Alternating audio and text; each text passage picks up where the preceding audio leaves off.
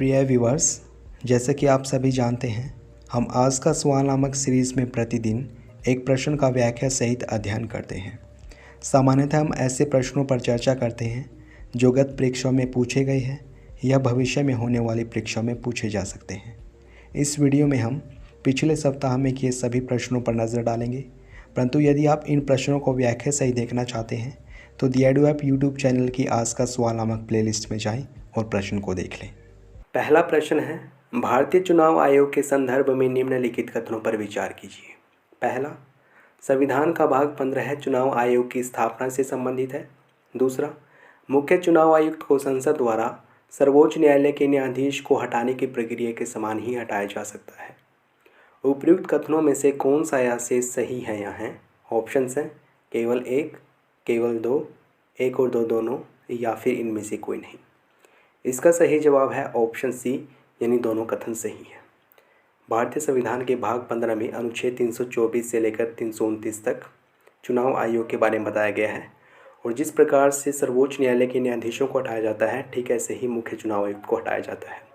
इस प्रश्न के बारे में मैंने वहाँ पर डिटेल में बता रखा है। अगर आप इसको डिटेल में देखना चाहते हैं, व्याख्या से देखना चाहते हैं, तो आज का सवाल नामक प्ले लिस्ट में जाए, वहाँ पर देख लें। आइए बढ़ते हैं अगले प्रश्न पर। प्रश्न है, निम्नलिखित कथनों पर विचार कीजिए। पहला, राष्ट्रीय बाल अधिकार संरक्षण आयोग महिला एवं बाल विकास मंत्रालय के प्रशासनिक नियंत्रण में कार्यरत है। दूसरा, यह शिक्षा का अधिकार अधिनियम 2009 के तहत प्रत्येक बच्चे के निःशुल्क और अनिवार्य शिक्षा के अधिकार से संबंधित शिकायतों की जांच करता है। उपर्युक्त कथनों में से कौन सा या से सही है या है? ऑप्शंस हैं केवल एक, केवल दो, एक और दो दोनों, या फिर इनमें से कोई नहीं। इसका सही जवाब ही ऑप्शन सी है, यानी दोनों कथन सही है। राष्ट्रीय बाल अधिकार संरक्षण आयोग महिला एवं बाल विकास मंत्रालय के अधीन कार्यरत है, और यहाँ पर आपको ये भी याद रखना कि शिक्षा का अधिकार अधिनियम 2009 है, जो यह प्रत्येक बच्चों के निःशुल्क और अनिवार्य शिक्षा का अधिकार देता है। अगर आप इसको भी डिटेल में देखना चाहते हैं तो प्ले लिस्ट में जाकर देख सकते हैं। अगला प्रश्न नाटो से संबंधित है।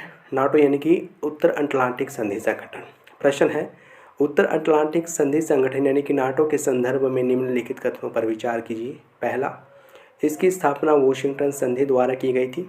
दूसरा, यह सामूहिक सुरक्षा के सिद्धांत पर आधारित है।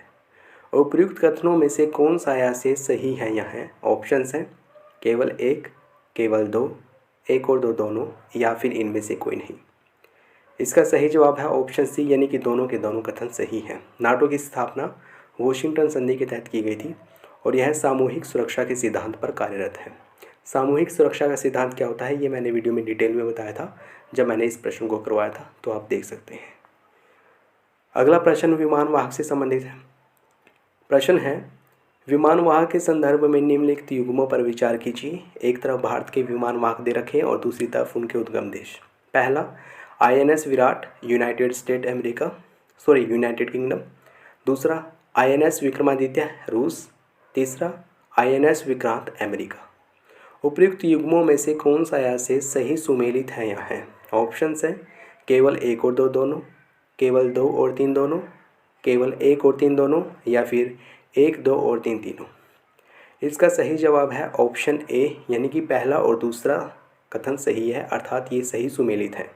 यानी कि INS विराट यूनाइटेड किंगडम से लिया गया है, INS विक्रमादित्य रूस से लिया गया है, और INS विक्रांत यूनाइटेड किंगडम से लिया गया है, न कि अमेरिका से। तो तीसरा कथन सही नहीं है। ठीक है, आगे बढ़ते हैं। प्रश्न है, विजयनगर साम्राज्य के संदर्भ में निम्नलिखित कथनों पर विचार कीजिए। पहला, इसकी स्थापना 12वीं शताब्दी में की गई। दूसरा, इसकी राजधानी गोलकुंडा थी। तीसरा, यह उत्तर में कृष्णा नदी से भारतीय प्रायद्वीप तक फैला हुआ था। उपयुक्त युग्मों में से कौन सा या से सही सुमेलित नहीं है या है? ऑप्शंस हैं केवल एक और दो दोनों, केवल दो और तीन दोनों, केवल एक और तीन दोनों, या फिर एक, दो और तीन तीनों। यहाँ पर वे कथन पूछे गए हैं जो सुमेलित नहीं है, जो सही नहीं है, अर्थात जो गलत है। तो इसका सही जवाब होगा ऑप्शन ए, यानी कि पहला और दूसरा कथन गलत है, तीसरा सही है। आइए बढ़ते हैं आगे। प्रश्न है, लक्षद्वीप के संदर्भ में निम्नलिखित कथनों पर विचार कीजिए। पहला, लक्षद्वीप भारत का सबसे छोटा केंद्र शासित प्रदेश है। दूसरा, लक्षद्वीप के अंतर्गत कुल 5 उपद्वीप समूह शामिल हैं। तीसरा, मिनिकॉय द्वीप लक्षद्वीप समूह के सभी द्वीपों में सबसे बड़ा है तथा 9 डिग्री चैनल के उत्तर में स्थित है। उपर्युक्त युग्मों में से कौन सा या से सही सुमेलित नहीं है या है कौन सा कथन गलत है, ये पूछा गया है।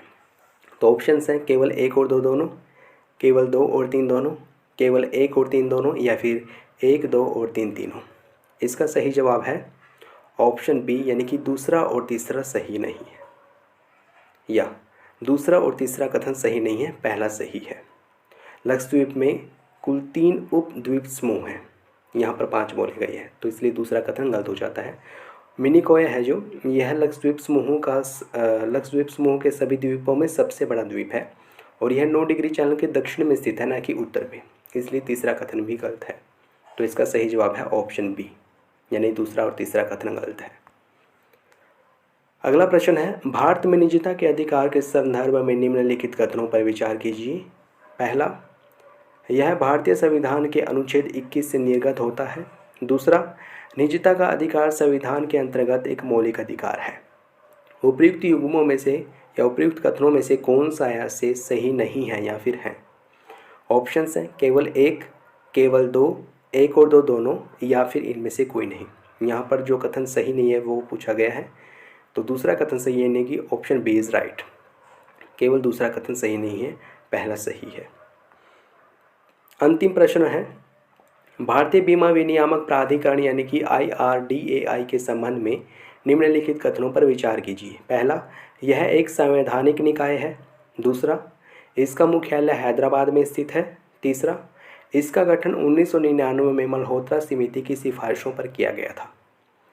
उपर्युक्त युग्मों में से कौन सा या से सही है या है, यहाँ पर सही बताने हैं। ऑप्शंस हैं केवल 1 और 2 दोनों, केवल 2 और 3 दोनों, केवल 1 और 3 दोनों, या फिर 1, 2 और 3 तीनों। तो इसका सही जवाब होगा ऑप्शन बी, यानी कि दूसरा और तीसरा कथन सही है, पहला गलत है। जो IRDAI है अर्थात भारतीय बीमा विनियामक प्राधिकरण है, ये संवैधानिक निकाय नहीं है बल्कि सांविधिक निकाय है। संवैधानिक निकाय और सांविधिक निकाय में डिफरेंस होता है। क्या डिफरेंस होता है ये मैंने वीडियो में बता रखा है, जब मैंने इस प्रश्न को करवाया था, तो आप ज़रूर देखें। अगला प्रश्न है, पद्म पुरस्कारों के संबंध में निम्नलिखित कथनों में से कौन सा या से सही है या फिर है।